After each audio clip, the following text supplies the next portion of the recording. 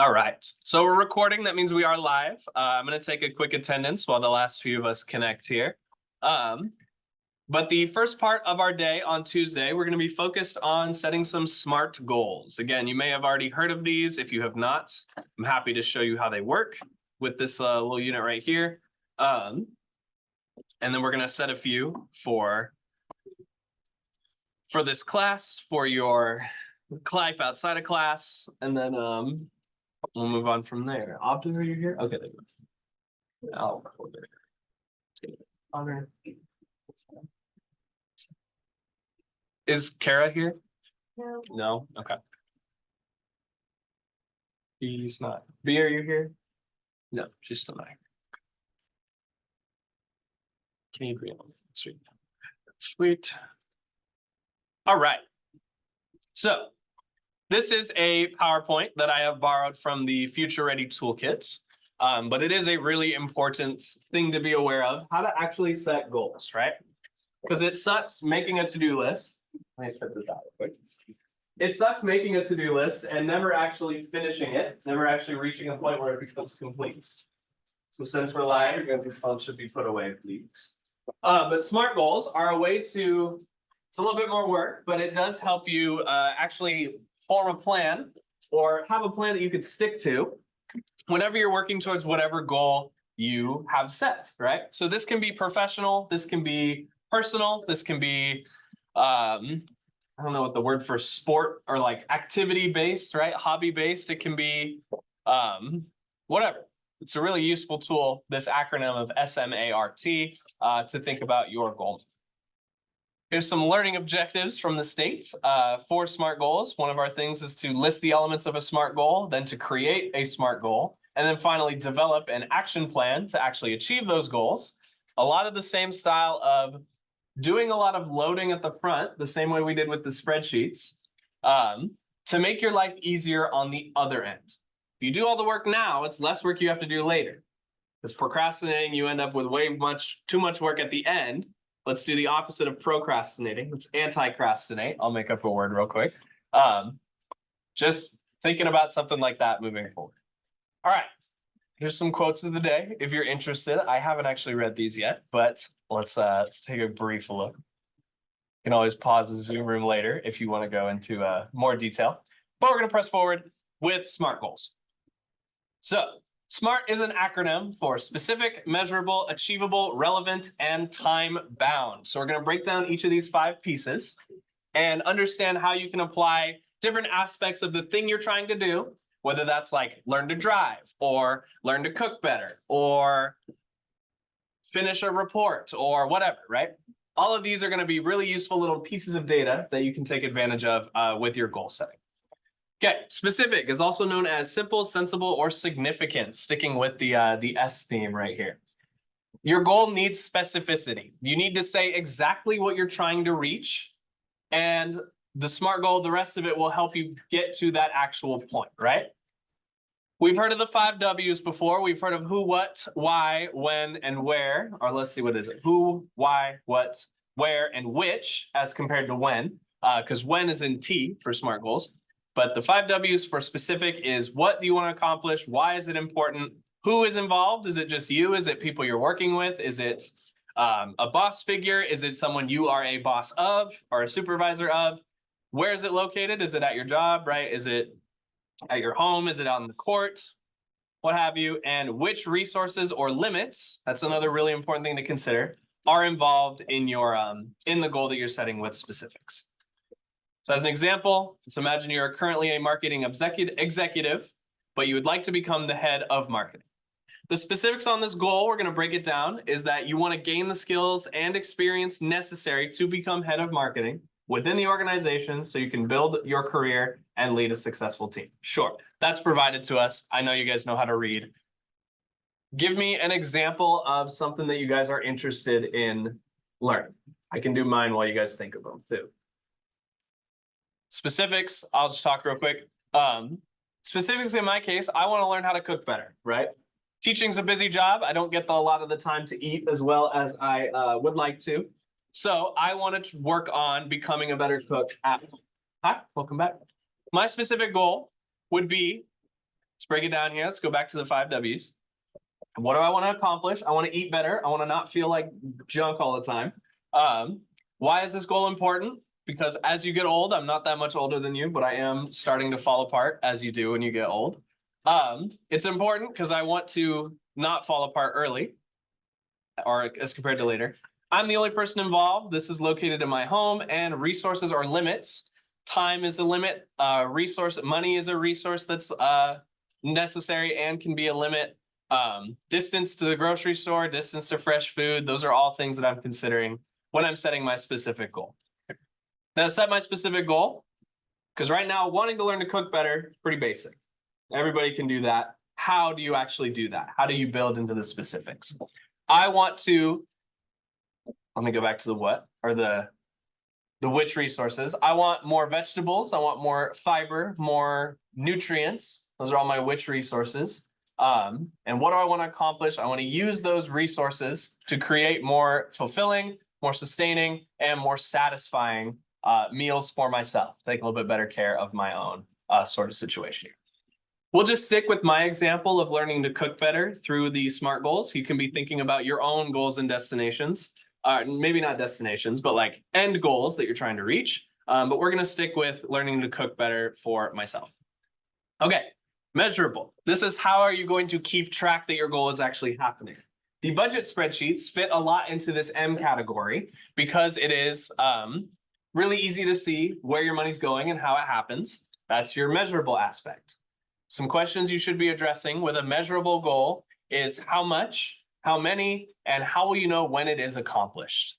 So if we stick with learning to cook better, how much do I want to measure that I am cooking better? Do I want to base it off of my lunch and my dinner? I usually skip breakfast. I'm just not really a breakfast guy. So I know that about myself. It's important to understand too, like what you like and dislike. How much do I want? Just lunches, just dinners, just both, neither, right? How many? And how will I know when it's accomplished? It's going to be something that I'm thinking about. How can I keep track? How can I make marks when I'm doing well? Or how can I make marks when I maybe slip up and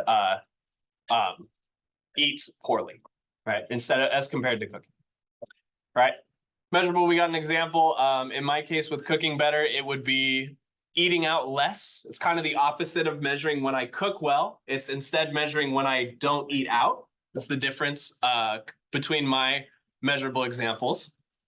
If I keep track of how many times I cook or I don't go out for food, that's going to show me how many times I am cooking or I am feeding myself a little bit better. And that's another instance of being measurable. You can also measure when you don't do things. Like, for example, you're trying to break a bad habit. I'm a knuckle popper. It's something that I'm trying to not do as much. Instead of measuring the days that I do pop my knuckles, I can measure the days that I don't pop my knuckles, and that's going to give me just as much useful data, and you can go either direction. So you ultimately, with SMART goals, yeah, there's a lot of like technicality and stuff to them that is important to keep in mind, but it's also figuring out how they can work best for you. These are just tools to help you figure out how you can best do things for yourself as well. All right, achievable. We want to set realistic goals, right? I'm not trying to feed an army a 5-course meal. I'm just trying to not order pizza 6 nights a week, okay? I'm not doing that for clarity, but feels like it sometimes. Okay, anyway, your goal should be actually something that you could reach. Big words on here are realistic, attainable, and successful, because the more achievable your goal is, the more likely you are to hit it, and the more likely you are to carry that momentum, that satisfaction of, oh, I got something done today. Oh, I didn't like rot in bed all day. That's something I've been doing really badly lately. Achievable goals allow them to keep happening and will improve your general life, whether that's working towards a goal or just existing. It's okay to just exist sometimes. Achievable is going to actually make it happen, right? You got some more guiding questions. How can you accomplish, and how realistic is the goal based on the constraints? So you want to think back to your SMART resources and limits here, right? Consider these in your measurable and your achievable portions, because these are the things that are going to affect every other part of your SMART goal, and especially financial factors as you guys enter the working world. Right? Achievable goal, for example, for me, is not cooking that 5-course meal for an army, and it's got amazing plating and blah, blah, blah, all the Food Network buzzwords. It's just, do I take a little bit better care of myself? Did I do that today? Awesome. Goal achieved. And it's a marathon, not a sprint, setting these goals and keeping track and keeping yourself accountable. And with these tools, you'll have a little bit more success. All right, relevant. This is important to understand. It also feeds into achievable because you want it to relate to your life in an accurate way. You want to actually care about the goals that you're setting. Again, I know this is a lot of me talking right now, a lot of me telling you how to think, but it should make sense that when you set a goal, you actually want to achieve it, right? This also stands for reasonable, realistic, resourced, and results-based. I kind of butchered the pronunciation on that a little bit, my bad. It's important to make your goals actually pertinent to your life. Like mine, for example, another goal of mine is to cut down my screen time, because I should not be spending the double digits of screen time daily that I've been working with currently. My relevant goal would be, how can I reduce that based on timing, based on things that I need to get done, right? All this information is stuff I'm considering when I'm thinking about the R in relevance in my SMART goal. Another thing that's, if we look back on the PowerPoint a little bit here, let's look at some of these guiding questions. Does it seem worthwhile? Is it worth your time, right? Is it the right time? Is this something that you need to be focused on right now? It's context into my life again as well. I'm moving currently, so should I focus on planning for the next school day, or should I focus on unpacking a room I probably won't use for the next month, right? It's thinking about timing in your goals as well. That's all adds to the relevance. Does this match my other efforts or needs, or your efforts as a group if you're managing something or working with a group? All of this stuff is really important to consider, and I'll have you consider when you set your own SMART goals here in just a second. Okay, the final example for SMART goal is time bound. You must set a window that the goal should be at least a little bit accomplished by. Does not have to be completed. You don't have to get an A on not ordering takeout, right? It just has to have a window of time so that you know how the thing is progressing. That's why I'm so insistent on these spreadsheets having the consistency, applying them over and over again. The time aspect is what I struggle with a lot personally, and I know is really hard for a lot of y'all as well, because we're pretty close in age. It's a really, really hard thing to focus on stuff you don't want to do. Like maybe even listening right now, I'm not insulted, but I do know that this is kind of boring. There's a lot of things that are competing for our attention right now, whether that is people in your life, whether that are devices in your life, whether that is just aspects of your life. I know how hard it can be, right? So by setting a time boundness to your goal, it all feeds back into the other letters. Like for example, with my learning to cook example on being time bound, I'm only going to focus on a week. If I think about a month, that's a lot. That's overwhelming for me, trying to plan all these meals, making sure I have enough time to go to the grocery store, and do I want the energy, blah, blah, blah. Too much, too many thoughts. We want to make this easy on ourselves. You can even set it, just make it through the day, right? That is a time-bound goal. Get to the end of the day. And it is a realistic, relevant, measurable, achievable, specific goal sometimes. Those are our big words. Emphasizing the importance of setting a window for yourself to work with. Because then you can always check in later and go, oh, this didn't work out. Why didn't it work? Let's find out from here. Okay. Here's a tip, right? You want to set goals over the things that you can control, because that is the only part of your life that you truly have reign over. I don't know if I like the term reign with like a ruling and stuff, but the only thing that you can truly control in your guys' lives are yourselves, your own choices, the things that you do, the things that you give energy, the things that you give places in your life. That's the only thing that you can control. So by setting a goal that someone else has control over, it's going to make this process extremely frustrating.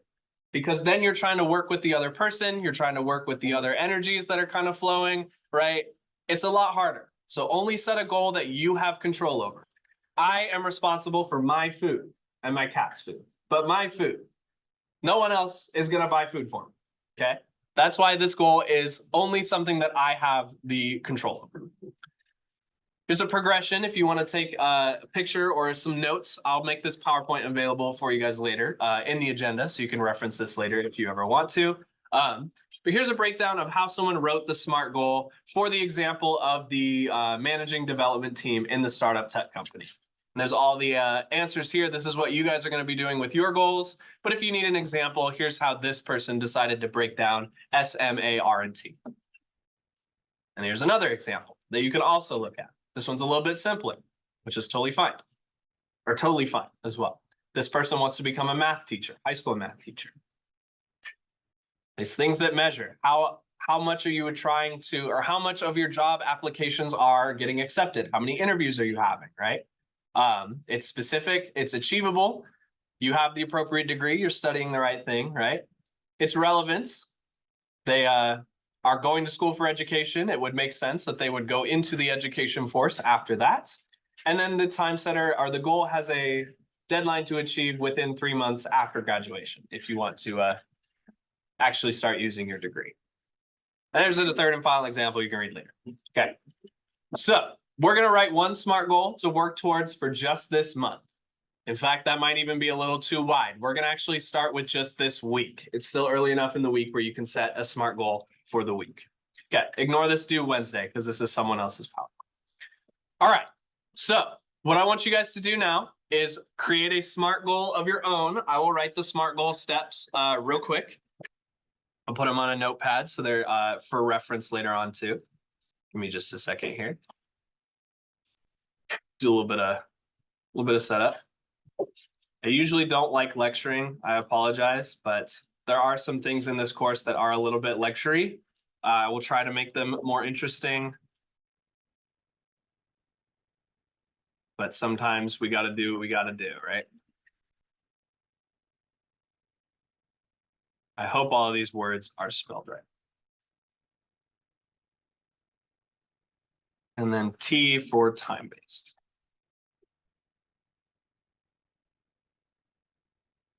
Okay, so I'm going to make this PowerPoint available in the thread if you want to go back and read through some more of the specifics on what each of these letters stand for. I want you guys to set a SMART goal for the end of this week. Start with the specifics, then think about how you can keep track, and then the T is your window, or the T is your week. So you have that to work with. Okay, spend about 10-15 minutes doing that, and then we'll start talking about the next thing that I have lined up. Does anybody have any questions before you guys start going? All right, cool. Give me a second to upload this stuff, and we'll move on after that. Thank you guys for listening. Last Zoom room was unmuted. Okay, so you guys should be able to now see the if I'm sharing the correct screen. I only see 12 of us in the Zoom room, so let's get those rookie numbers up a little bit. In the meantime, while you guys are joining the Zoom room, let me show you. The module is coming together for this week. I just need to publish it. This is not going to be an entirely new unit, but it is going to be, if we look at the like the Canvas naming scheme, they're all going to be SMRT for SMART for short. Weekly goals, we'll have a monthly goal, and then we'll have a after high school goal are your 3 big SMART goals that we're going to be setting. And I'm going to put some more resources here. You guys don't have access to this module yet, but just so you're aware, in the future, this is where I'm going to put a lot of our stuff. Okay. Let's talk a little bit about digital citizenship. So we're going to do the same thing that we did with the previous one, where I'm just going to scroll through the PDF because I can't get it to present like a typical PowerPoint.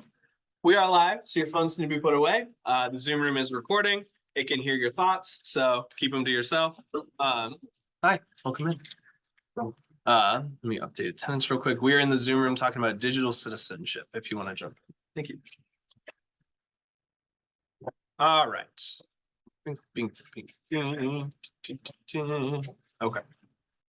Cool. I'm going to get right into it.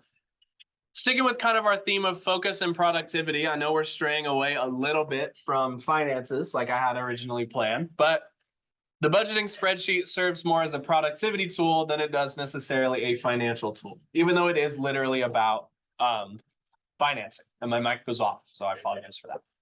So we're going to think about the digital citizenship aspect of being a productive member of society and curtailing your focus, Right now, for example, I don't even want to look at my TikTok screen time.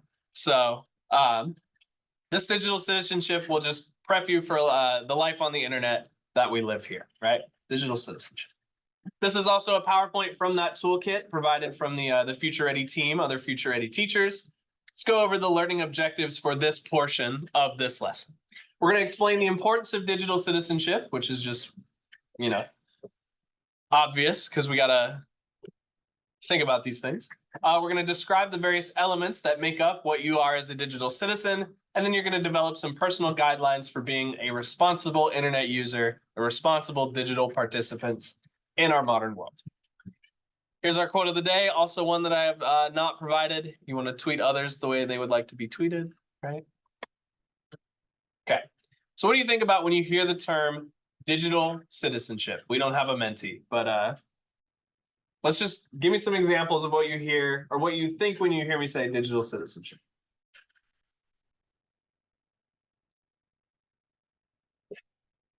What are we thinking? Yeah, Namitha.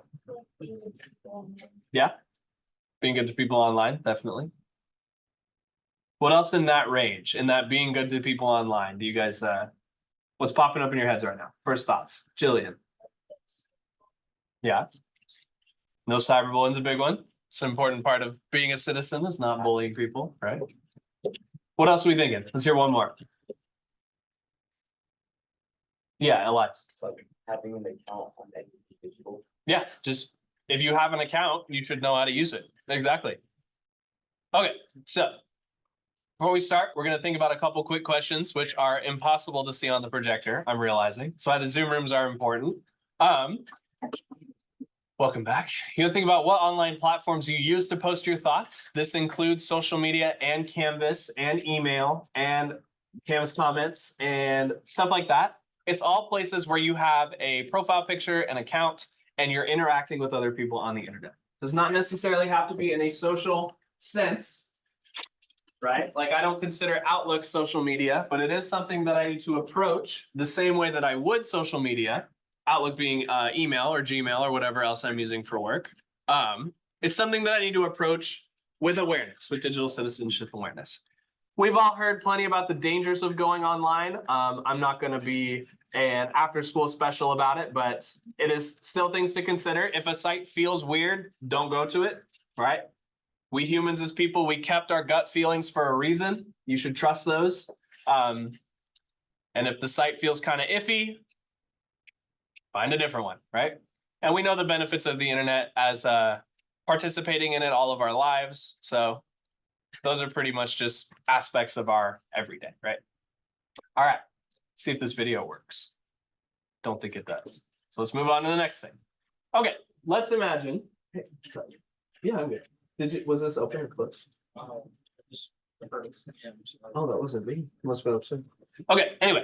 So let's say you're teaching someone to use the internet for the first time. Let's say grandma got the iPhone. What iPhone are we on? 15? I don't know. iPhone 15, and she wants to make a Twitter account.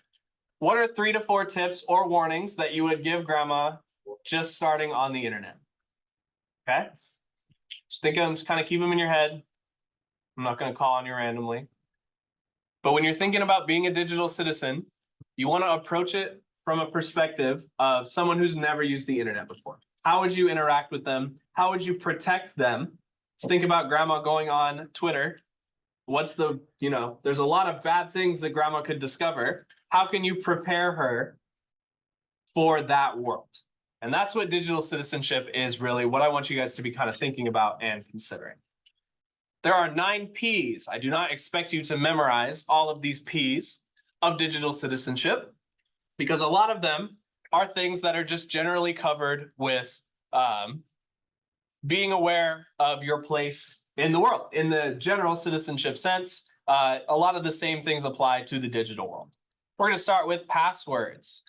For example, my passwords are all 32 characters, all alphanumeric, and they're all an impossible thing to memorize on purpose.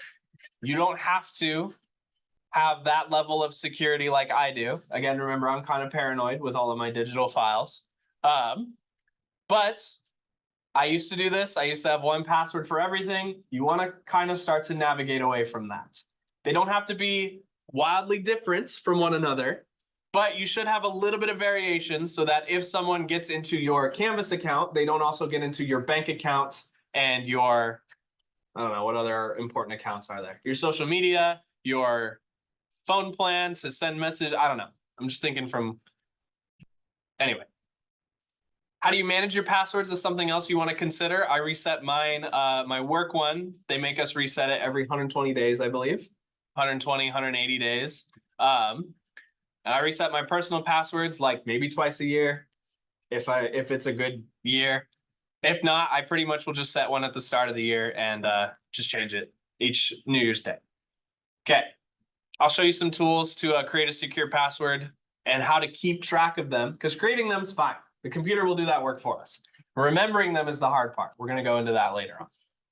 Private information, just anything you would not want to share with someone with ill intentions, especially not your full name, address, phone number, email, social security number, or your birthday.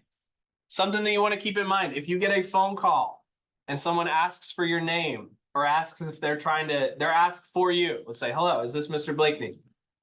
You don't want to say your name yet. I mean, in a sidebar real quick, I don't answer unsaved numbers. I imagine you guys don't either. If they leave me a voicemail, it's important enough to call back. But 90% of the calls I'm getting are for robots. I'm sure you get that too, or scams. What you want to avoid is if you're picking up an unsaved number, if you're expecting it, like from a doctor's office or from something else, don't say your full name. You want to just say yes speaking or yes here or yes whatever, because by giving them your full name, some of these scams can use that little soundbite and impersonate you. Hi, good morning. It's not something that we want to take advantage of. So that's just total sidebar.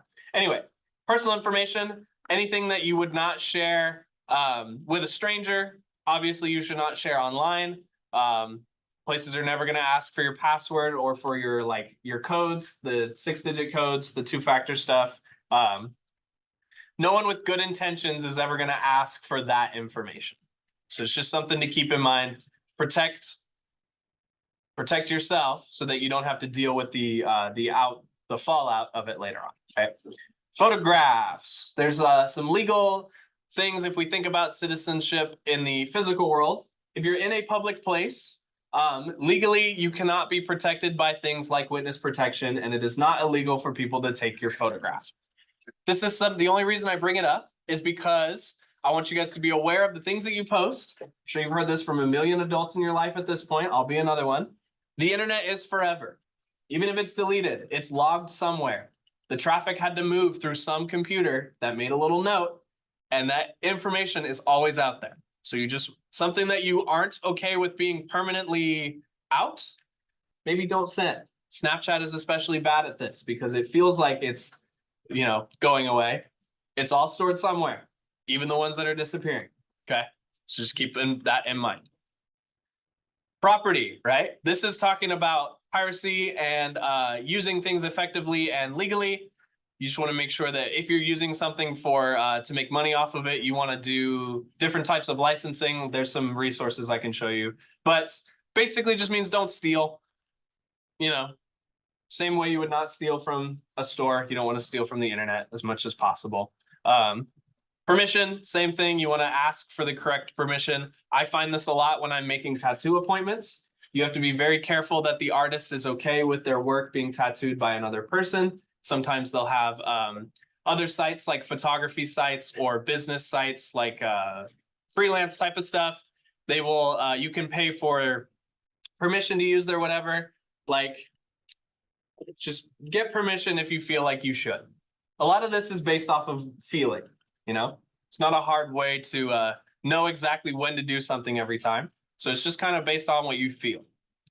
Protection, you want to understand how viruses work, how people lose their information. On protection, if you haven't been listening to me yet, if you've just been hearing me, listen to me right now, real quick. The easiest part of a computer to hack is the person. That's why when people get these phone scams, they try to trick the person, who is way, way easier to fool than the machine is. Okay, so You need to understand not only viruses, malware, phishing is a term that is gaining information when that's not supposed to. All these different wares, that's all computers, sure. It happens, it comes from the sites that you're picturing, the shady ones, right? Avoid that. But you also want to keep in mind with protection, the easiest part of the computer to break is the person, okay? It's called social engineering. It's the fun word for hacking, okay? Just keep that in mind. It's the only part I really need you to listen to me today. We got lots of definitions for the stuff. I'll put this PowerPoint in the thread as well, so you can reference this later. Professionalism, when to be casual, when to be professional, right? I'm not going to send an email to the principal the same way I would text my best friend from high school, right? Just something to keep in mind. Do you know about netiquette? Is a term that we're going to get into later on, right? It's respecting other users' views and displaying common courtesy as if you were in like a Socratic seminar. I know a lot of y'all are working on those for other courses. When posting your views online to discussion groups especially. And then there's some tips that you can check out later on if you'd like. Your personal brand. How do you want to be perceived on the internet? I know we're almost done. We're almost through with these P's. Your personal brand. How do you want to be represented? What do you want to put off? What type of Instagram feed do you want to have, right? What type of cottage core individual are you trying to communicate? I don't know there's more cores, but that's the first one I thought. Okay, here's some more info on personal branding. And we're not going to do this right now, but I want you to be aware of, we'll do these guidelines later on. I want you to be aware of these 9 Ps, especially in the realm of the Zoom room. You can access them later on. Passwords, private info, personal info, photographs, property and permission, protection, professionalism, and finally, your personal brand. We're gonna do a little bit more with these Ps later on, but I want you to have these notes so that you know what I'm talking about later this week. Does anybody have any questions on this digital citizenship so far? Okay, cool. So I have just about 4 minutes. That's everything I needed to show you today. The Zoom rooms will be up by 7th period at the latest because I have to edit them together. And I'll post this PowerPoint. You can read ahead if you'd like, but we're going to do some more stuff in class later on. Keep those SMART goals. Save your SMART goals. If you wrote them down, you can leave them here in class if you don't want to lose them. But you want those SMART goals in a safe spot so that you can actually refer back to them and see how you're doing when you meet them, or maybe don't meet them, and then you can reconsider. Any questions? We all good? All right, cool. Thank you guys very much for listening. I appreciate it. Appreciate it very much.